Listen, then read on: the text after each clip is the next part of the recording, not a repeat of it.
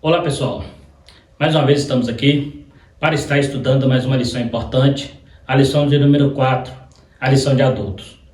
Quero cumprimentar a todos vocês com a paz do Senhor e desde já agradecer você que está chegando agora no canal, dizer que seja muito bem-vindo a este canal e aqui temos comentado a lição de jovens e também a lição de adulto. Quero convidar a você a estar se inscrevendo no canal para estar nos ajudando, também ativando o sininho para receber as notificações e dando seu like, caso você tenha gostado do vídeo, né? E também compartilhando, como temos falado, para que outras pessoas possam ser alcançadas através desse importante trabalho. Eu sou o presbítero Marcelo e aqui no canal temos comentado esta lição tão importante, a lição de adultos, que estaremos agora iniciando. Aqui eu coloquei uma foto sobre Narciso, que é uma lenda, uma mitologia de que este rapaz era um rapaz muito bonito e ele, de tanto contemplar a sua imagem, ele se apaixonou pela própria imagem. Então, quando você vê falar síndrome do narcisismo, é exatamente aquela pessoa que idolatra a si própria. É o que o humanismo tentou fazer com o homem e o que estaremos trabalhando nessa importante matéria. O texto diz: pois mudaram a verdade de Deus e honraram e serviram mais a criatura do que o Criador, que é bendito e eternamente. Amém. Romanos 1:25. A exaltação da criatura acima do Criador é a usurpação da glória pela mentira e vaidade humana, colocando a criatura acima do Criador. É uma usurpação da glória divina pela mentira, mentira de Satanás, e pela vaidade humana, o orgulho de querer ser além daquilo que você nasceu para ser, Então, estaremos trabalhando dentro desse importante assunto que é o humanismo. A introdução: a soberba e a insensatez do homem ímpio o mantém afastado da vontade de Deus. Com o advento da revolução do pensamento, o ser criado passou a priorizar cada vez mais a criatura em detrimento do Criador. A auto-idolatria, o coração perverso e a escolha pelos prazeres da carne colocaram a raça humana em inimizade contra Deus. A lição de hoje é um alerta acerca do que ocorre quando Deus deixa de ser a medida de todas as coisas. Então nós vamos trabalhar exatamente sobre essa ideia de que as pessoas têm tentado inclusive entrar para dentro da igreja se colocando no centro. Hoje nós temos aí o Evangelho Coach, que é um evangelho que tem levado as pessoas a sempre levantar a sua autoestima, e não é totalmente errado nós fazermos isso, mas algumas vezes esses palestrantes que deixam de ser pregadores e viram palestrantes, eles passam a colocar o homem no centro de tudo, E é um evangelho que tem ganhado muito campo, tem ganhado muitos adeptos, e simpatizantes dessa ideologia, de que o homem tem que ser o centro de todas as coisas, não o Deus. Deus é a medida de todas as coisas.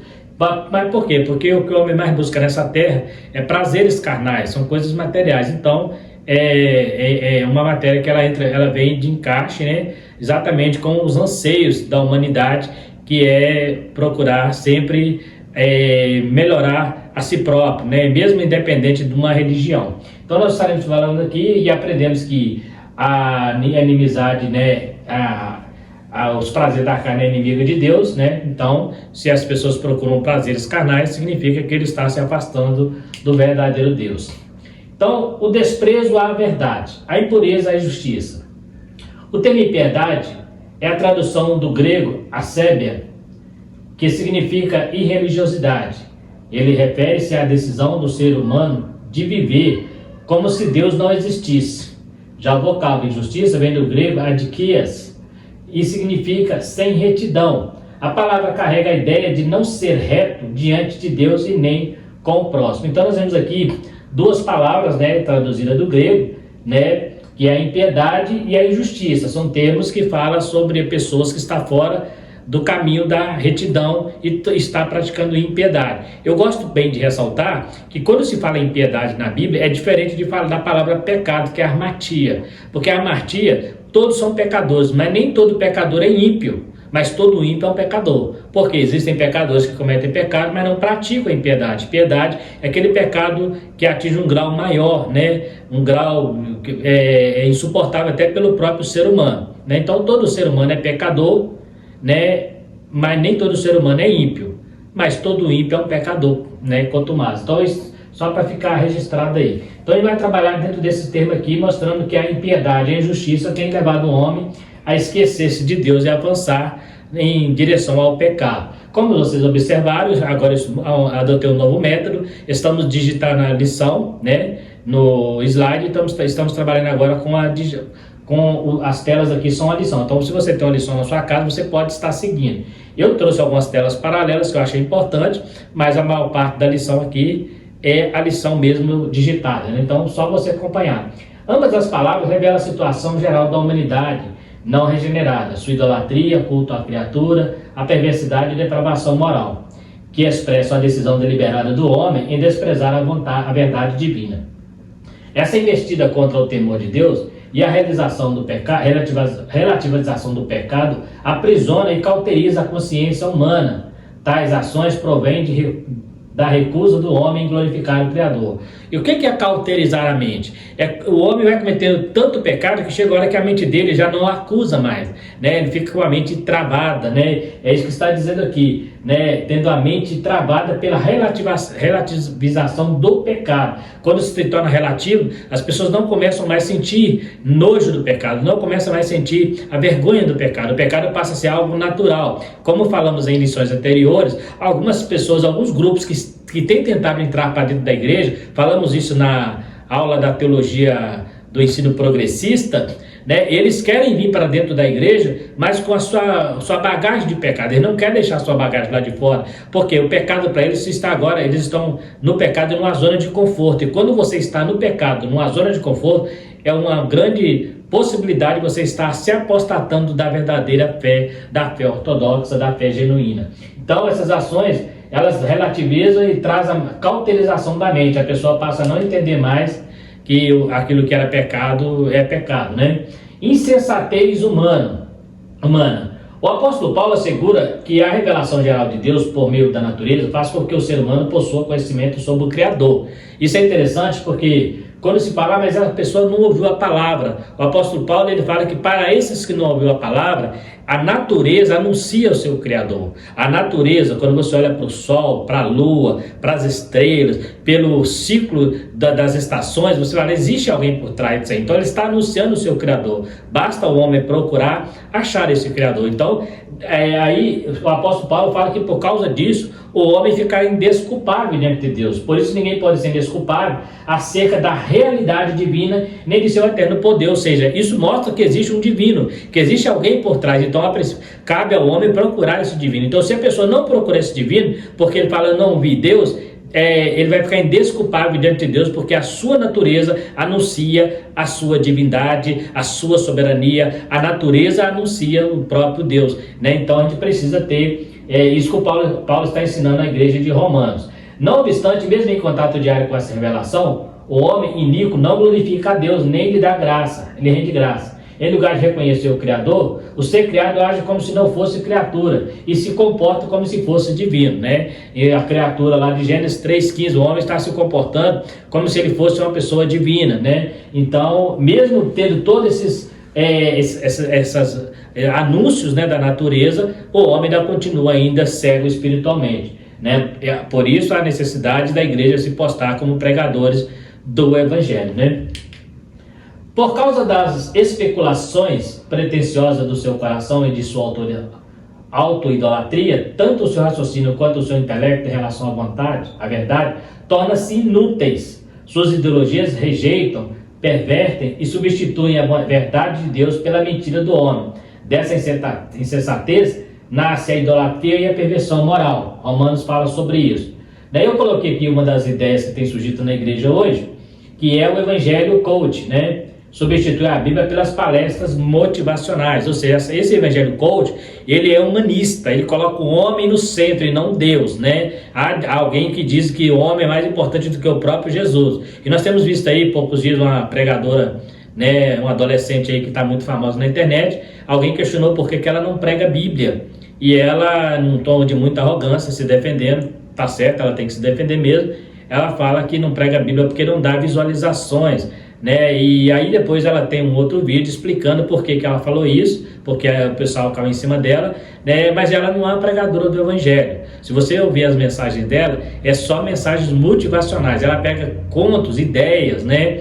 E vai lançando para o povo, e o povo adora isso, né? Na verdade, quem gosta desse tipo de coisa não são cristãos de verdade. Os cristãos de verdade, eles gostam de ouvir a palavra, que a palavra confronta o pecado. Você vai para a igreja onde parece que está tudo bem, você não é confrontado, você está sempre, inclusive, algumas vezes, né, nesses evangelhos coach, eles colocam o inimigo do homem, o próprio homem, né? E nós aprendemos em lições anteriores, né? Eu falei na lição de jovem, que o nosso inimigo é o diabo, mas nesse evangelho fala assim, aquele que te viu, né, como diz aquele hino lá, aquele que te viu na luta e não te ajudou, né, vai estar na plateia, e você, né, ou seja, você vai ser um espetáculo para ele, ou seja, como se aquela pessoa também não fosse alvo do amor de Deus, né? Então ele termina trazendo a sua vitória em detrimento de derrota de algumas pessoas que são usadas pelo diabo e que precisam se mudar o comportamento, precisam se converter. Mas o evangelho coach não, ele põe você lá no altar e os outros na plateia. Então o humanismo, né, te exalta, aquele que te viu na prova não te ajudou, né, agora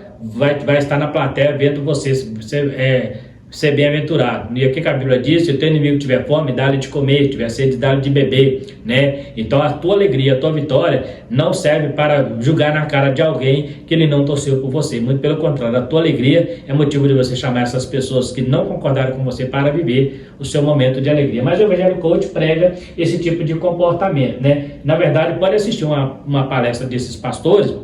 Eles só falam sempre do homem, sempre o homem está no centro, parece que Deus e Jesus, o céu é servo do homem, né? Então é muito perigoso isso aí. É um evangelho que tem surgido e é humanista, né? Confissão positiva, falamos sobre isso, né? Eu profetizo na sua vida. Se você não tem o dom de profecia, Deus não mandou você profetizar, isso é confissão positiva, né? Se você crê que Deus vai fazer, é uma coisa. Você falar que Deus vai fazer, você tem que ter compromisso com a tua palavra, né? Culto à criatura. Ao rejeitar a Deus e suas leis, os filhos da ira são deixados à mercê de seus desejos pecaminosos. É o que Paulo escreve aos Efésios. Já que eles entraram por este caminho, foi entregue aos seus desejos. Por quê? Vão pagar por isso, vão prestar conta. Por isso que quando você olha, parece que está tudo tranquilo. Na verdade, Deus tem um dia em que vai chamar para o acerto de contas. Dentre eles, a impureza sexual, a degradação do próprio corpo.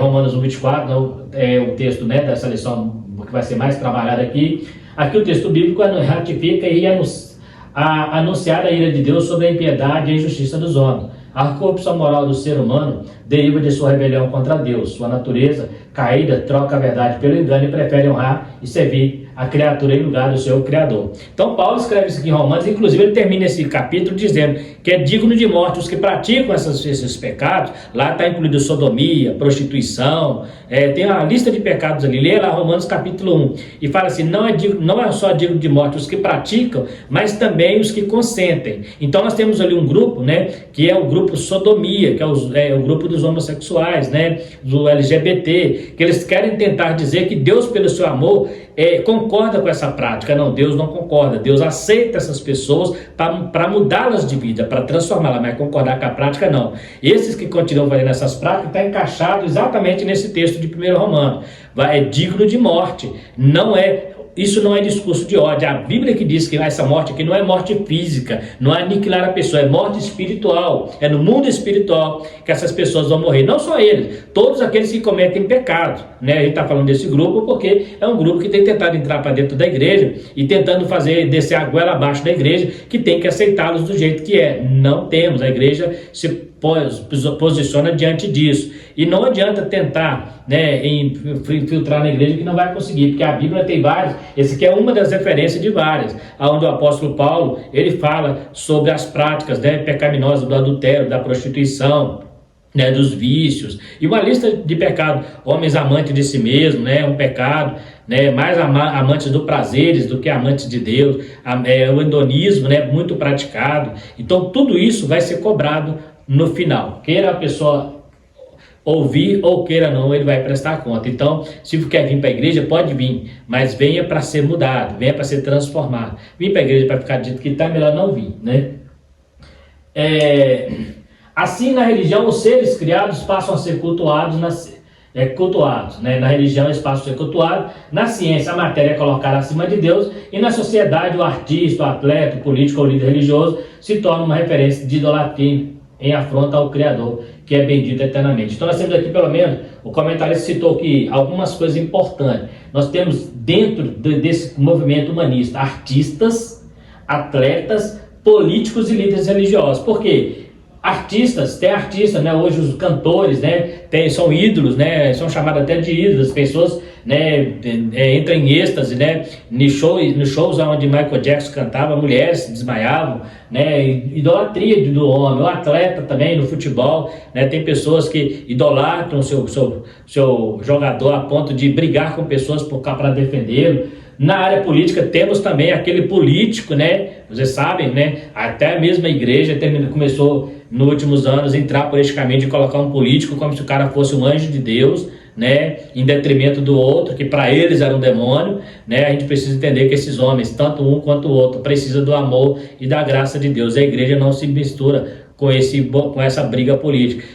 Ter sua preferência é uma coisa, agora falar que ele é a solução, porque defende princípios da família e que o outro não defende, a igreja, eu já falei, quando o mundo se torna amigo da igreja, a igreja cai na apostasia, o mundo odeia a igreja. Até mesmo aquele que nós achamos que vai ser um bom político, porque ele defende princípios cristãos, ele não vai ser presidente só do cristianismo, ele vai ser presidente do catolicismo, né, protestantismo, do macumbeiro, ele tem que tratar todos iguais, do feiticeiro, do esquerda, né, que não votou nele, ele tem que ser presidente para todos, né? Então a gente precisa ter esse cuidado, a igreja não deve se envolver com isso, porque tem igreja, vimos aí na última eleição, igrejas idolatrando um certo político, você sabe o que eu estou dizendo, não concordo, acho que eu votei, achei que seria o melhor para o Brasil, não conseguiu ser eleito, mas eu vi igrejas colocando microfone na mão dele como se ele fosse um homem de Deus, como se fosse um pastor, e isso é errado, são caminhos diferentes.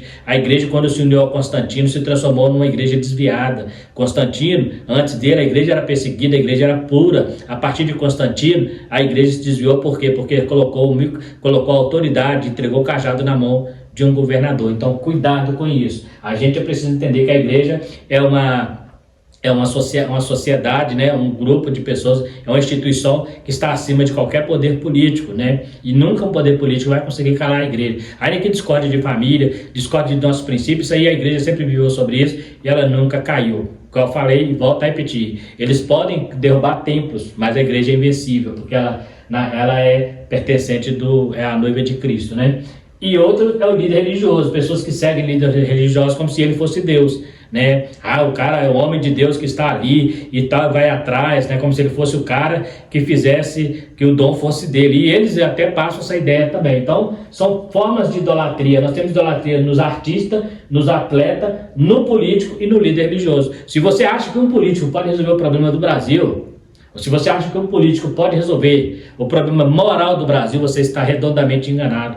Porque, primeiro, que isso depende não é só de uma pessoa, depende de várias. E detalhe, este mundo jaz do maligno. Você está achando que está ruim? Vai piorar. Pode colocar lá um pastor para ser o presidente do Brasil. Pode colocar um pastor cheio de Deus. É mais fácil ele chegar lá e se desviar do que o Brasil se converter e virar um Brasil cristão. Por quê? Porque está nas profecias que este mundo jaz no maligno, e a igreja, nós nunca vamos transformar a pátria, transformaremos pessoas que moram nessa pátria, porque essas pessoas que moram nessa pátria, quando elas forem transformadas pelo evangelho, elas passam a ser cidadãos do céu. A nossa lei máxima, nossa carta magna se torna a Bíblia e não a Constituição Federal, só para ficar registrado. Então, se você está pensando que isso eu vou votar no fulano que ele vai defender a igreja, o dia que a igreja precisar de defesa de homem, eu saio dela. Porque quem defende a igreja é o Espírito Santo.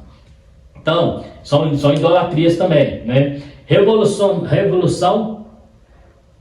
revolução do pensamento humano, renascentismo, vamos falar um pouco sobre isso aí rapidinho, não dá para entrar em todos os detalhes. A Renascença é um movimento intelectual que surgiu na Europa Ocidental entre os séculos 14 e 16. A característica deste movimento foi o seu profundo racionalismo, ou seja, tudo devia ter uma explicação racional. se não tem explicação para eles, não é aceito. Os renascentistas recusam-se a acreditar em qualquer coisa que não pudesse ser comprovada racionalmente durante esse período que coincide com o início da Idade Moderna.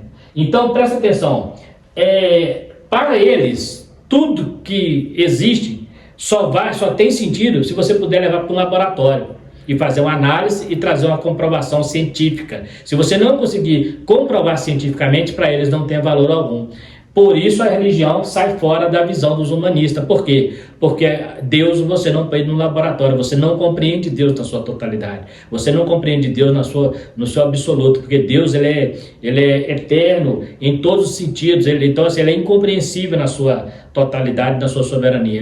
Nós só compreendemos de Deus aquilo que ele revelou para nós, mas não dá para pegar Deus e levar para o laboratório. Então por isso eles falam, né, que tem que ser comprovado racionalmente. Durante esse período que coincide com o início da Idade Moderna, que os historiadores marcam a partir da tomada dos otomanos pelos turcos em 1453 até 1789, que é a Revolução Francesa, a visão teocêntrica, em que Deus é a medida de todas as coisas, foi mudada para a concepção antropocêntrica, em que o homem se tornava a única medida de todas as coisas. Então nós temos aqui no 15º século, aonde surge essa ideia do renascentismo. Na verdade, se você voltar um pouquinho, já o humanismo já existia, já estava sendo colocado, né, como uma ideia, e o renascentismo pega essa ideia do humanismo, como nós falamos da teologia progressista, que ela tem uma origem da teologia liberal. Aqui nós temos então o renascentismo, né, que é do século XVI, mas se voltar um pouquinho antes, lá pelo século XII e XIII,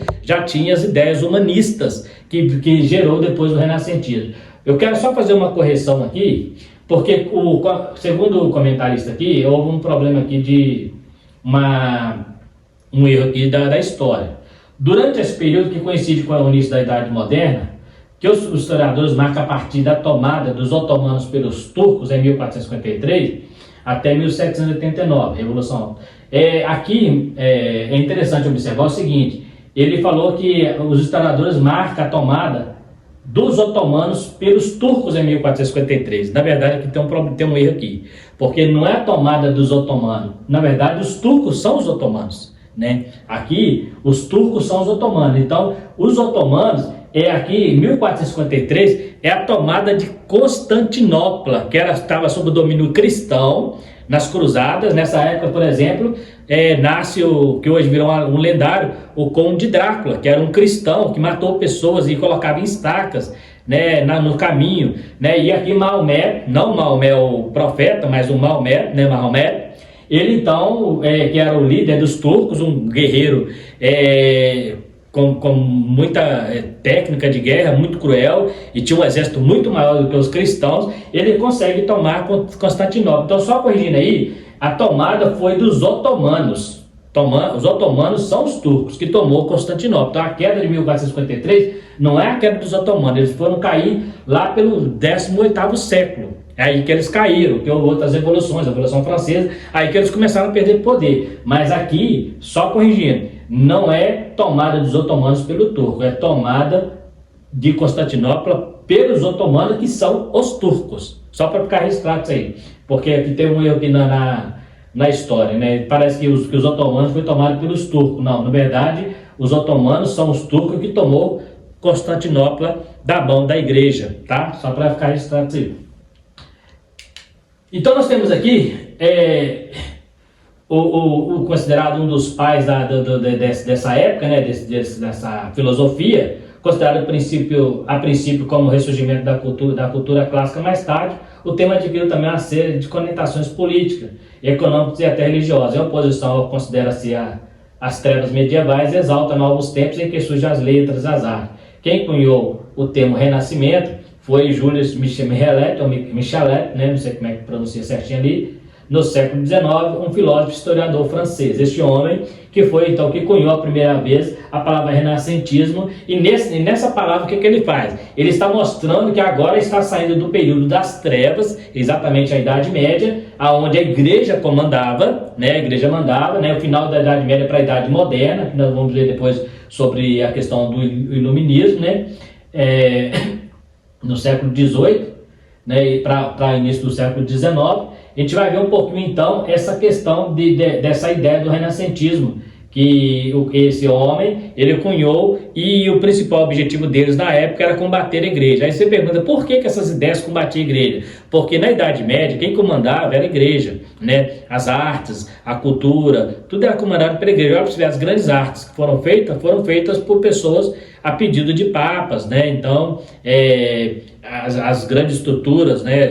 As igrejas da época medieval, eram coisas suntuosas, então artistas como Aleijadinho fazia muitas coisas para a igreja, né, no caso. Então eles combatem a igreja, porque entende que a igreja nessa época era meio que opressora, né, Deus no centro, o humanismo coloca o homem no centro. No lugar de ver o mundo a partir das lentes do Criador, os homens passaram a enxergá-lo a partir da lente da criatura. Assim surgiram os primeiros efeitos do processo de secularização da cultura, quando a vida social passou a ceder espaço para o racionalismo e o ceticismo.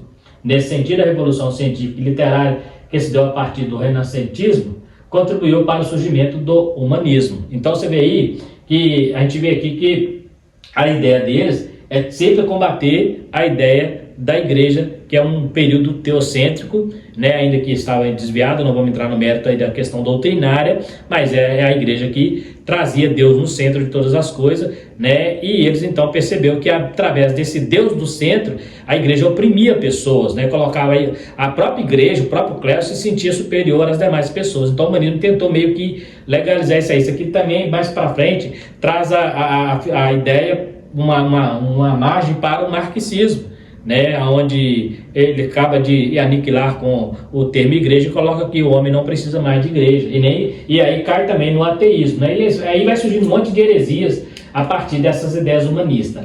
O humanismo, a Itália foi o principal centro humanista no fim do século XIV, no fim do século XV. Para o movimento humanista, a ética e a moral dependem do homem. Assim, a criatura passou a ser base de todos os valores e não o criador. Os humanistas aprofundaram seus estudos na história antiga a fim de desconstruir o livro sagrado. De positivo, destaca-se a valorização dos direitos do indivíduo, porém esta não é uma bandeira própria do humanismo. Por que de positivo?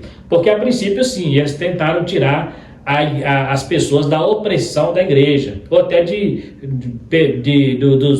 fazendeiros, né? Isso é do momento feudal, né? Aqui no Brasil, né? Na Europa. Então eles tentaram tirar as pessoas das opressões, ou seja, humanizar mais a pessoa, dar valor ao ser humano, né? Então isso não é errado, dar valor ao ser humano, mostrar quanto que o homem é importante. Porém, esse valor deles foi ao extremo de tirar Deus da história, de tirar a própria igreja da história, de tirar a religião da história. Então eles passaram a colocar o homem no centro, ou seja, para valorizar o homem eles precisou tirar tudo aquilo que o homem já tinha adquirido há séculos, que era a sua fé em Deus, né? Aí surgiu então o que nós falamos hoje, que chamamos hoje de secularismo, a partir dessas ideias renascentista e humanista.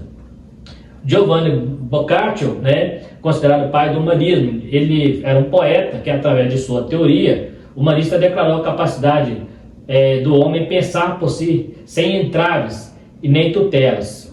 Aqui existe uma malícia, né? O que é entraves e tutela? Para eles é a igreja, né? Sem entraves e nem tutelas. Segundo ele, frente ao pensamento teocêntrico medieval, a religiosidade humanista quis chegar a Deus por meio do exercício da razão, né? Ou seja, eles entendem que você busca Deus através da mente, do raciocínio lógico, né? E Deus muitas vezes ele trabalha na contramão da nossa lógica. Deus faz coisas que a nossa lógica não explica. Então, por isso a igreja, através dessas ideias, sai de cena para entrar o homem, né? Você vê ali, ó, segundo ele, frente ao pensamento teocêntrico medieval, que é o período da igreja da Idade Média, a religiosidade humanista quis chegar a Deus por meio do exercício da razão. Ou seja, então ele faz o seguinte: a igreja ensinava que você só chegava a Deus através da igreja, através do clero, através dos papas, dos padres, da Bíblia. O que ele faz? Não, você não precisa disso para chegar a Deus. Você pode chegar a Deus através do seu pensamento lógico, através do seu raciocínio. Então, aos poucos, ele vai tirando a igreja do centro,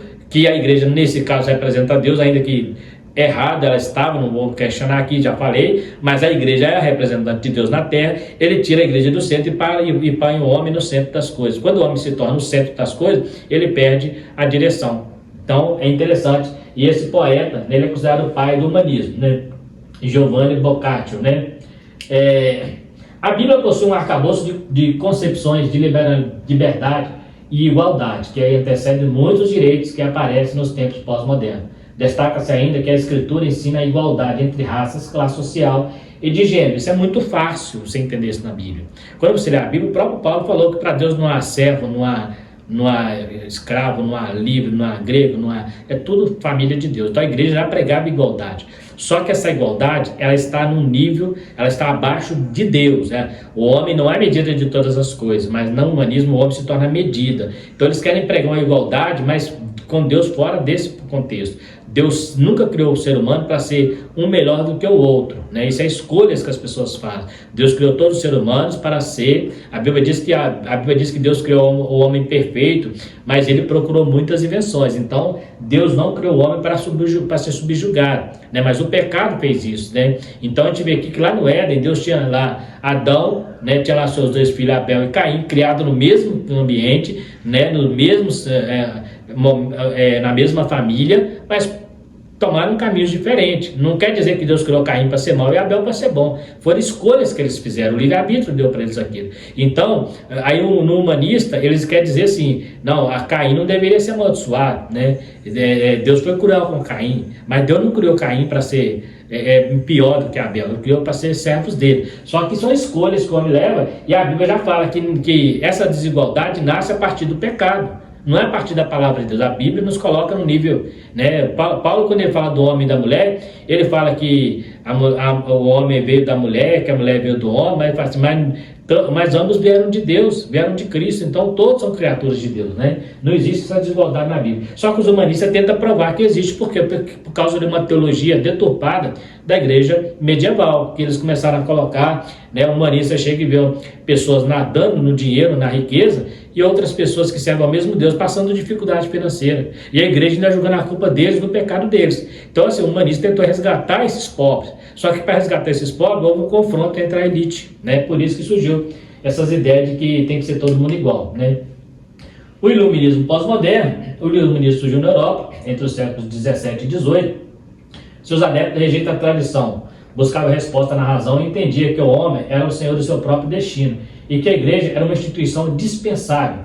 Já a pós-modernidade ou modernidade líquida surge a partir da metade do século XX. Então nós vemos aqui que eles falam que o homem ele se torna agora dono do seu próprio destino, da sua própria razão, ele pode correr atrás e não precisa da igreja, né? Olha, é interessante que quando nós falamos igreja, a gente pensa muito na instituição religiosa, mas a igreja é o corpo de Cristo e nós precisamos da igreja, né? Eu preciso estar inserido na igreja, a Bíblia nos fala isso, não deixando a nossa congregação, como é costume de alguns, né? Lá em Hebreus 10, 25. Então a Bíblia, eu preciso estar inserido na igreja, né? Só que aqui eles olham a igreja como uma instituição, eles não olham a igreja como o povo de Deus, porque quem é a igreja? A igreja são as pessoas, né? Então, mas a igreja realmente nessa época era muito mais institucional do que espiritual. Então, por isso que eles perderam, né, muita força para a pós-modernidade. Então, eles falam o seguinte, que entendia que o homem era o senhor do seu próprio destino e que a igreja é uma instituição dispensável. Nunca foi. O homem não é senhor do seu próprio destino. Ele é senhor das suas escolhas. Ele é senhor das suas consequências. Melhor dizendo, ele pode escolher seu destino, mas as consequências, quando fala que eu sou senhor do meu próprio destino, ele está dizendo que eu posso programar. Sim, a Bíblia fala isso mesmo. Que se você escolher um caminho bom, você vai para o lugar bom. Se escolher um caminho mau, vai para o lugar mau. Só que na ideia deles, o homem define o seu destino independente de Deus. Então eu posso escolher um caminho e no final vai dar tudo certo, né? Desde que eu siga o caminho das ideias humanistas. Mas isso não é verdade. Então, quando eu falo que o homem é dono do seu próprio destino e que a igreja é instituição dispensável, eu estou dizendo que o homem não precisa de Deus para decidir a sua vida. O homem não precisa de orientação espiritual. É tudo racional, tudo material. Eu estou descartando da parte do homem espiritual. E para quem não entende, né? Nessa terra, aqui, o nosso material, nosso físico aqui dura pouco mais de 100 anos para alguns, mas o espiritual é eterno. Então, se você dispensa o eterno, você está vivendo uma vida, está vegetando aqui e vai perder, né, o seu propósito. Quer ser senhor do seu destino, que você seja, mas que você vai arcar com as consequências, vai, né? Agora, quando eu coloco Deus como senhor do meu destino, as coisas mudam. Sociólogos observam que a sociedade deixou de ser sólida e passou a ser líquida. Isso quer dizer que os valores que eram absolutos tornam-se relativos. Tem aquela sociedade sólida, era uma sociedade que tinha princípios morais, que tinha conceitos morais bem solidificados. Agora passou a ser líquido. O que isso significa? Agora relativizou. Às vezes aquilo que é errado para um, para mim não é, né? Ou seja, não existe um parâmetro. Não existe um parâmetro. Por que esse parâmetro some nessas ideias humanistas? Porque a igreja, ainda que com todas as suas falhas, ela é que tem um manual de instrução para uma vida moral, porque parte das escrituras. A igreja tinha as escrituras. Então, a partir do momento que eu falo que é relativo, a Bíblia perde o seu valor também. A Bíblia perde o seu sentido. A Bíblia passa a não ser mais o meu livro de cabeceira. Então, eu passo a criar minhas próprias ideias. E dentro das minhas próprias ideias, eu crio o que é moral, que eu crio o que é ético para mim, que pode não ser ético para o outro, nem moral para o outro. Isso quer dizer que os valores eram absolutos, tornam-se relativos. Nesse aspecto, a coletividade foi substituída pelo egocentrismo, em que o relacionamento se tornam superficiais, ou seja, a igreja trabalhava sobre comunidade, né? Pessoas viverem em união, viverem juntos. Nessa ideia, o homem ele é egocêntrico, ele vive no seu mundo. Então, assim, cada um correndo atrás do que é seu, olhando para o seu próprio umbigo. Então, ao mesmo tempo que eles falam de humanista, você vê um egocentrismo, né? Ao mesmo tempo que eles falam de valorizar o ser humano, eles falam que o homem também tem que olhar para o seu próprio umbigo. Então, quando eu faço isso, qual a primeira coisa que acontece? Eu vou começar a desprezar pessoas, porque eu não vou olhar para eles. Então, ao mesmo tempo que eu estou me exaltando como um humanista, né, estou valorizando o homem, por outro lado, eu estou valorizando a mim mesmo, que é essa ideia que eles trazem. Nesse aspecto, a coletividade foi substituída pelo egocentrismo, e os relacionamentos são superficiais, ou seja, o camarada só é meu amigo enquanto é necessário, enquanto for conveniente, né? Não existe sacrifício de um, são relações superficiais, não há, né, nada assim sólido, né? É um relacionamento líquido. Nesse contexto, os dois grandes imperativos que marcam esse movimento foram o hedonismo e o narcisismo. Na busca do bem-estar humano, tudo se torna válido, tais como o uso das pessoas, o abuso do corpo, a depravação, o consumismo desenfreado, e vai por aí afora. Então nós temos aqui duas palavras, que é o hedonismo, que é o desejo exagerado de buscar coisas da carne, né? O amante dos deleites, né? É uma doutrina que a gente fala hedonismo. E o narcisismo, como eu mostrei lá na tela no início do meu slide, é aquela ideia de narciso, de apaixonar pela própria imagem. Hoje, o que mais se vê é a pessoa exaltando o seu próprio corpo, exibindo o seu corpo, né? Não que isso seja totalmente errado, desde que seja moderado, né? Mas hoje as pessoas querem ficar perfeitas, né? Estão fazendo plásticas, né? Muitos até morrem com plásticas mal feitas, estão mudando todos os seus trajes. Pegam, por exemplo, os artistas, como falamos lá atrás, que os artistas são influenciado por isso. Um artista pega ele antes, pega ele depois, ele falta pouco a fazer sua cara de novo, né? Fazer o seu rosto de novo com tanta mudança, plásticas, né? Um artista que tem mais de 20 plásticas só no rosto, exibindo o seu corpo. As academias estão lotadas de pessoas que não estão procurando uma vida saudável, estão procurando um corpo perfeito, né? Quando está procurando uma vida saudável, é bom estar na academia, mas estão procurando um corpo perfeito, porque querem exibir o seu corpo perfeito. Então a gente tem que tomar muito cuidado, porque essa exibição de corpo perfeito vai gerar também a sensualidade, o pecado do sexo, né? O desejo pecaminoso, né? A luxúria, né? A pessoa hoje, né? Ele vai para a academia para ficar com o corpo perfeito, para depois ficar esnobando, ficar mostrando para as pessoas lá fora, né? E despertando, né? Sensualidade, principalmente as mulheres, né? Que vão para as academias e querem ter um corpo perfeito para depois sair mostrando para a rua fora aquele corpo e chamando a atenção das pessoas, dos homens, né? Há homens também que fazem isso, né? Que vão para a academia para depois ficar exibindo o seu corpo perfeito, para chamar a atenção das mulheres, né? Então você vê que existe por trás, isso aí também é um meio com a imoralidade sexual. Agora não, Marcelo, eu estou na academia, mas eu quero ter um corpo saudável, eu quero, né, definir meu corpo, mas para ter uma vida saudável. Não é pecado fazer isso, isso aí pode fazer, né? É necessário, inclusive, que a gente faça para não ficar na ociosidade, né? Eu estar na academia, cuidando da minha saúde, né? Fazendo exercício para manter, né, uma saúde legal, mas o problema é quando isso passa a virar vaidade, né? Você pega, por exemplo, fisiculturismo, o cara começa com musculação, daqui a pouco o cara se transforma num monstro, né, que fica irreconhecível muitas vezes, né, fica até feio, porque ele quer ser mais forte do que o outro, é uma competição de quem é melhor. Hoje existe uma competição de quem é mais bonito, né? Então isso é muito perigoso, né? E a gente precisa tomar cuidado para isso não virar um egocentrismo, um narcisismo, onde eu quero adorar a minha própria aparência, né? Então nós temos aqui o Immanuel Kant, né, que foi um filósofo alemão e um dos principais pensador do Iluminismo. O Iluminismo, também conhecido como o século das luzes, inclui uma série de ideias centradas na razão como a principal fonte de autoridade e legitimidade, e defendia ideias como liberdade, progresso, tolerância fraternidade, governo constitucional, separação igreja-estado. Na França, as doutrinas centrais do filósofo do iluminismo eram liberdade individual, tolerância religiosa em oposição à monarquia absoluta e dogmas da Igreja Católica Romana. Então, observa, nesse período, lá no século XVIII, né, o século XVIII para o XIX, esse, né, Emmanuel Kant e outros, né, Kant e outros filósofos, eles defendiam essa ideia de que a liberdade, né, progresso e tolerância, né, fraternidade, governo. Só que essa tolerância, eles entraram para dentro da igreja para que agora tem que ter tolerância, né, religiosa. O que é tolerância religiosa? É a igreja aceitar as pessoas do jeito que está. Quando você não aceita a pessoa do jeito que ele está, você é intolerante, né? Então a ideia que eles pregavam. E aí o que eles falam? Essa tolerância religiosa é em oposição à monarquia absoluta, que é o governo, e a dogmas fixos da Igreja Católica, né? Então, é uma tolerância no sentido de governo, vamos supor, se o governo não concordar com as minhas ideias, eu não tenho que respeitá-lo, e a igreja não pode ditar regras para a minha vida. A igreja não pode fazer algo que eu gosto de fazer, ela não pode me proibir, porque se ela me proibir, ela está sendo intolerante. Então faz chamar tolerância religiosa, é as pessoas entrarem para a igreja do jeito que está, desrespeitando os dogmas da Igreja Católica. Por isso temos visto hoje alguns grupos, alguns segmentos, tentando fazer a igreja engolir as suas práticas, né, os seus grupos, né, e fica assim, porque nós temos nosso grupo aqui, existem grupos formados dessas pessoas, e tudo para eles é homofobia. Quando eles atacam a igreja, não é homofobia, né? Citei o caso do grupo, né, que atacou a igreja do Ceará, e não é discurso de ódio, mas se a igreja fala alguma coisa, já é discurso de ódio. Por quê? Porque a ideia deles é acabar com os dogmas da Igreja Católica, que surgiu lá no iluminismo, e hoje com a igreja protestante. Querem entrar para dentro da igreja, e tem pastores endemoniados que têm tentado torcer a doutrina, né, mostrando que a gente tem sim que aceitar essas pessoas. Então é muito perigoso, a gente não conhecer muito a teologia, a gente pode cair na armadilha desse pessoal aí.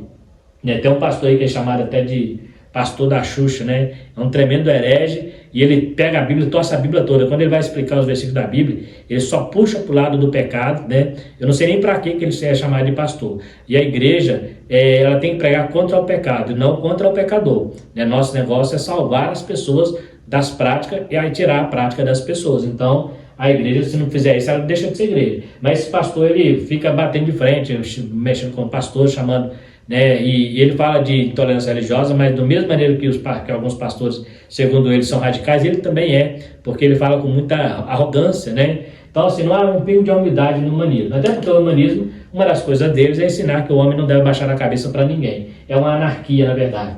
Tipos de auto-idolatria. A idolatria é autoimagem. A idolatria é tudo que se coloca em lugar da adoração a Deus.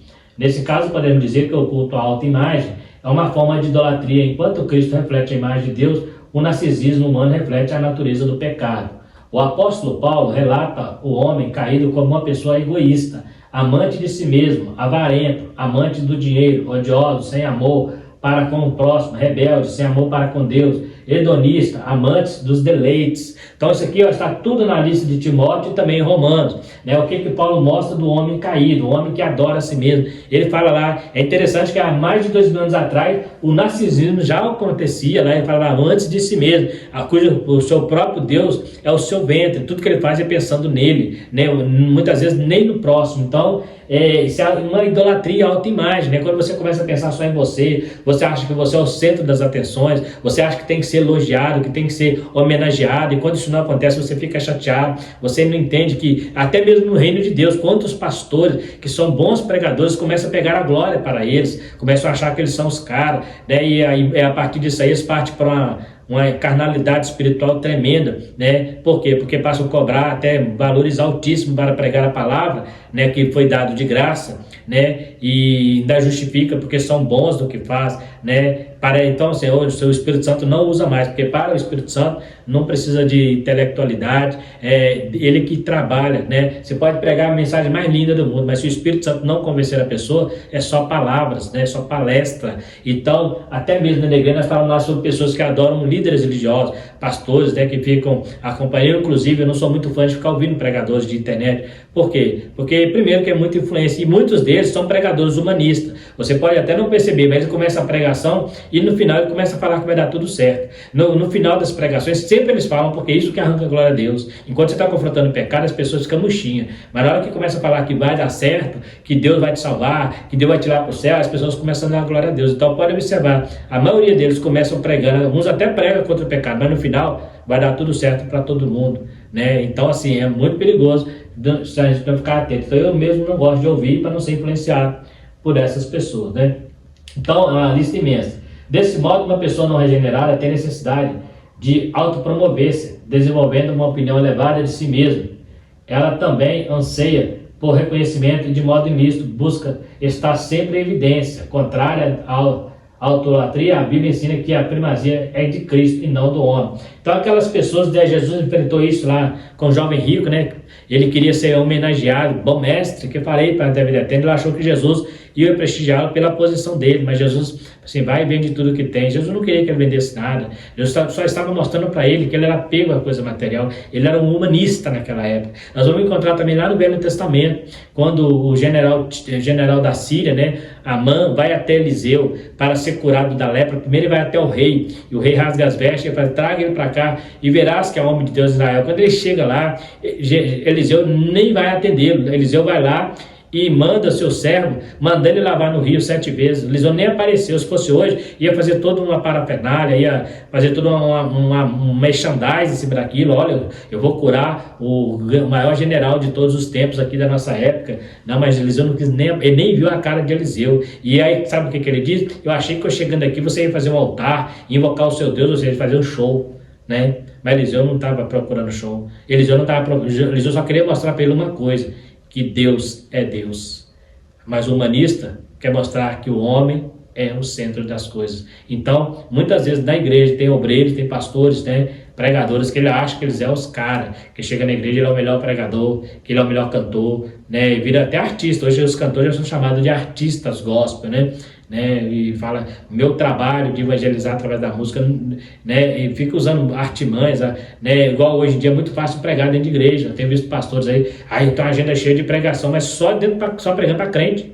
Eu não vejo esses caras postar agenda de pregar em hospitais, né, de câncer, hospitais de aidéticos, hospitais de leprosos. Eu não vejo esses caras pregando em cadeias, né, em presídios. Não vejo. Eles querem pregar só dentro de igreja. Não está cheio de crente, tanto tapinha nas costas deles, né? Então é bom a pregação, mas a gente precisa tomar cuidado para não ficar muito preso só dentro das 4 paredes, né? Eu sou um pregador, eu prego para tanta gente, né? Prega, mas eu não vejo eles pregando na Cracolândia, não vejo pregando, né? Nos prostíbulos, né? Então a gente precisa repensar isso aí, se realmente esses homens que têm essa agenda aí lotada, que não para, fica atravessando o Brasil, afora e até fora do exterior, se esses homens realmente têm disposição de pregar. Mas sabe por que eles não pregam nesses lugares? Presídio, hospitais e outros lugares mais? Porque lá não paga, lá não tem cachê, entendeu? Lá é só almas, entendeu? Agora na igreja tem almas, mas tem cachê, né? É muito fácil pregar na igreja onde todo mundo é crente,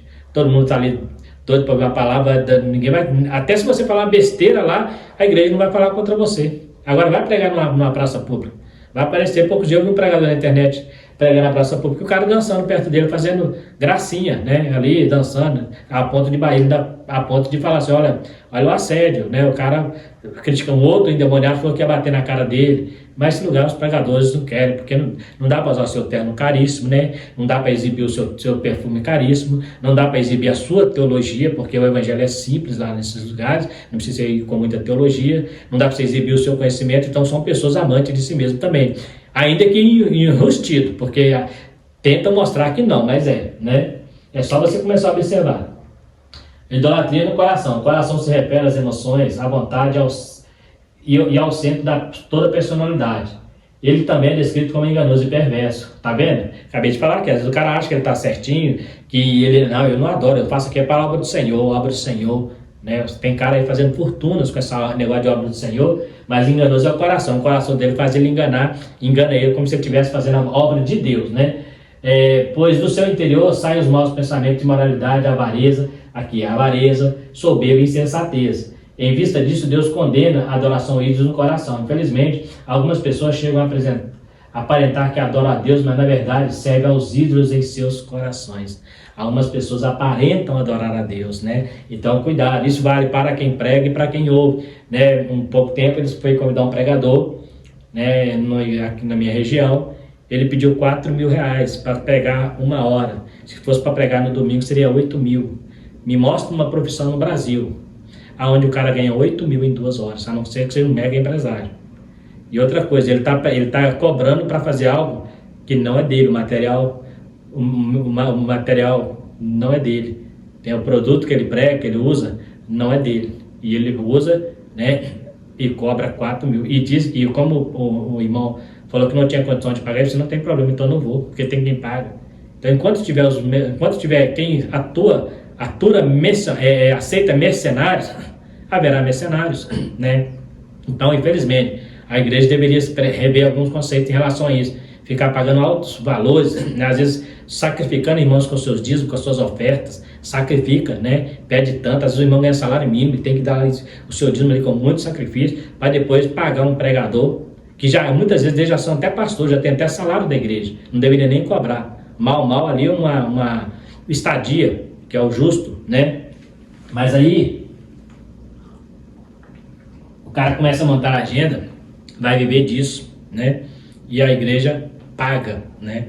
Eu já falei uma vez e repito, se eu estiver pastorando uma igreja, eu dou a ajuda de custo, mas pagar pregador, eu peço a Deus para levantar os vasos que eu tenho lá e eles vão pregar. E a palavra é a mesma e a unção vai ser a mesma, sabe por quê? Porque quem dá unção é o Espírito Santo. Eu nem creio que muitos desses pregadores tenham unção, são muito barulhentos, né? São fazedores de gracinha, são animadores de plateia, muitos deles, né? Não tem, muitos deles nem teologia tem.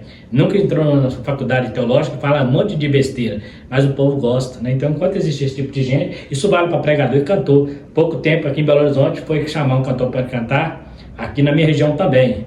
Ele pediu R$ 9.000, né? Como a igreja não tinha como pagar, ele foi embora. Já estava aqui em Belo Horizonte, ele já tinha feito um trabalho aqui, era só dar uma estendida para cá. E é cantor famoso da mídia. Então, gente, cuidado. Isso não é a igreja do Senhor. Esse povo não é a igreja do Senhor. Me perdoe você que idolatra esses cantores, esses pregadores. Você está cometendo um pecado gravíssimo. Isso não é igreja. Jesus falou: de graça recebeu, de graça dá. Alguém fala assim: não, mas ele tem que viver disso. Quem disse que tem que viver? Eu sou pastor também. Eu também prego a palavra de Deus. Eu dou 2 aulas no YouTube. Eu dou aula na escola dominical. Dou aula para estudo de professor. Prego em congregações, de igrejas. Entendeu? E eu tenho meu trabalho. Né? Eu tenho meu trabalho. Então, não preciso, se eu fosse um tempo integral, até concordaria de ter o meu salário e não ficar cobrando para fazer, né? Então, tem que tomar muito cuidado. Se você discorda, pode falar nos comentários, estamos aqui para responder às suas indagações. Então, infelizmente, alguns chegam a adorar, né? Aparentam adorar a Deus, mas na verdade, né? Adoram. Um dia eu falei, né? E eu volto a repetir: não existe povo que mais adora mamon do que crente, do que as igrejas. Não existe. Eu estou generalizando. Tem exceções. Senão você vai falar, todos não, tem exceções. Mas não existe quem adore mais a mamon do que a própria igreja. A igreja primitiva pegava os seus bens, jogava ao pé dos apóstolos e ele era distribuído para os pobres. Hoje você pode ofertar na igreja 1 milhão, que a igreja vai falar que não tem, que está faltando as coisas ainda. Então, tem gente colocando. Não vou nem entrar nessa área, porque senão eu vou falar muita coisa aqui, eu vou mais briga, né? Mas você sabe o que eu estou dizendo. A igreja precisa rever conceitos em relação até mesmo às suas finanças. Paga 4.000 para um pregador pregar 1 hora só porque ele é famoso. E esses 4.000, quantas cestas básicas daria para fazer?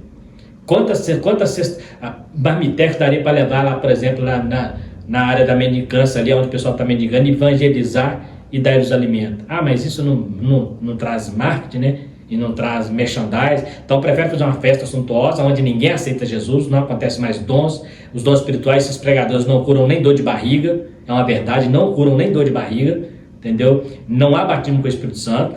Eles fazem um barulhão, vai embora e leva o dinheiro e você fica ali com a dívida muitas das vezes. Então a gente precisa, pastores, rever esse conceito e não ficar pegando o sagrado, o que é do Senhor, e enchendo esses mercenários, esses lobos aí. E eu estou falando de pessoas do nosso meio, não estou falando de pastores de fora, não, pessoas do nosso meio. Eu conheço pastores da nossa igreja, né? Que eu falo assim: você está falando de pastor fulano. Eu conheço pastor da Assembleia de Deus, convida ele para pregar na tua igreja. Quanto que ele vai te pedir?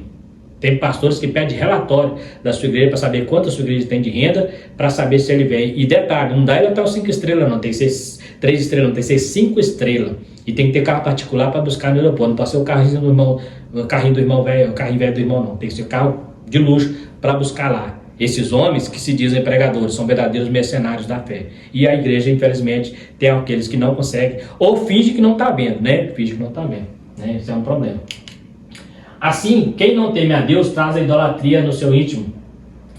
Quando prioriza a reputação pessoal, tá vendo aqui de novo? Reputação pessoal, busca o prazer como o bem maior, nutre tendência supersticiosa e possui excessivo apego aos bens materiais. Olha o que eu acabei de falar aqui. Ao contrário dessa postura, a fim de não pecar, somos advertidos a guardar a palavra de Deus no coração. São pessoas que pegam mais coisa material, né? Imagina, alguém me convida para pregar, eu peço um valor absurdo. Se a pessoa falar que não vai pagar, eu não vou lá pregar, eu deveria ir de graça. Deveria, não devo ir de graça, deveria estar tendo passado, eu devo ir de graça, é minha obrigação. Paulo fala, é me imposto a sua obrigação, e ai de mim, se eu não ser o evangelho. E o apóstolo Paulo, o maior pregador que existiu de todos os tempos, olha lá em Atos capítulo 28, se ele tinha bens materiais. O que ele tinha quando ele estava na prisão? Uma capa, alguns livros, pergaminho, e estava de aluguel em Roma, que nem casa própria ele tinha. Mas diga não ganha do seu salário, ele fabricava tenda. O maior missionário que existiu, não existe um missionário hoje que trabalhou como o apóstolo Paulo, mas ele conseguia ainda fabricar tenda para não ser pesado para a igreja. E não que ele não merecesse, muito mais que nós merecia, mas ele abriu mão porque ele tinha chamado, né? A falha no controle dos impulsos sexuais está associada à sensualidade, moralidade, libertinagem, a concupiscência da carne, caracteriza quem é dominado pelo pecado sexual. Não se trata apenas de prática de ato moral, mas de busca intencional e compulsiva pelo prazer do sexo ilícito. É o altar de idolatria sexual edificado no coração. Então, a adoração a Deus é trocada pelo culto ao corpo a fim de satisfazer o ídolo da perversão e da lascívia por meio dos pecados. A orientação bíblica para escapar desse nó é a seguinte: vivam no Espírito. Vivam no Espírito e você jamais satisfarão o desejo da carne. Então aqui, adoração e o culto ao corpo para satisfazer a lascívia do pecado. Então a pessoa vai, né, quer ficar bonito, quer ficar para chamar a atenção para a lascívia, para a luxúria, para satisfazer os desejos pecaminosos sexuais. Então, uma mulher que quer se ficar muito perfeita, ela quer chamar a atenção dos homens, né? E ela vai provocar desejos pecaminosos, né? A corrupção da raça humana é o desfecho de sua rebelião à verdade divina. A impiedade, a ausência da retidão resulta em teorias de autossuficiência em que a criatura se ergue acima do seu Criador. Ao se colocar como a medida única de todas as coisas, o homem eleva o seu interesse acima da vontade divina. As consequências são a autoidolatria, a depravação moral, a decadência social e espiritual. Não obstante, a Escritura alerta que a ira divina permanece sobre os que são desobedientes à verdade divina. Então não tem jeito. Está acontecendo? Vai chegar o dia em que a conta vai vir. E ai daquele que vai, porque a conta vai vir para cobrar tudo que o homem tem feito, por tirar Deus do cenário e ficar no centro. Mas que Deus tenha misericórdia da igreja, que nós possamos ter isso em mente, que Deus é o centro de todas as coisas, é o centro da nossa vida, e que tudo que nós fazemos é para Ele e para a glória dEle. Como diz a palavra de Deus, Deus não divide a sua glória com ninguém. Então toda a glória, toda a honra, todo o louvor, tudo que eu faço para o reino tem que glorificar o nome de Deus e não o meu. E eu não tenho que pensar em ser autossuficiente e ganhar algo do mundo material, porque o meu galardão é com Deus. Ele fala assim, e Jesus falou, ai dos ricos, porque já tem o seu galardão, porque ele tem sua consolação, né? Mas ele fala, ai dos pobres que não tem. Então Jesus fala muito no mundo espiritual, a herança eterna, né? Ele fala assim, aquele que gosta de fazer bem, igual os fariseus, e gata apenas as costas, já ganhou sua recompensa, entendeu? Então a gente precisa entender que a igreja é uma instituição colocada na terra para mudar a vida de pessoas e mostrar que Deus é o centro da humanidade, Deus é o centro no coração do homem, e o homem precisa entender isso. Então, quebrar essa ideia humanista, idolátrica, aonde a igreja não faz parte, onde o Senhor não faz parte, só o homem como sendo.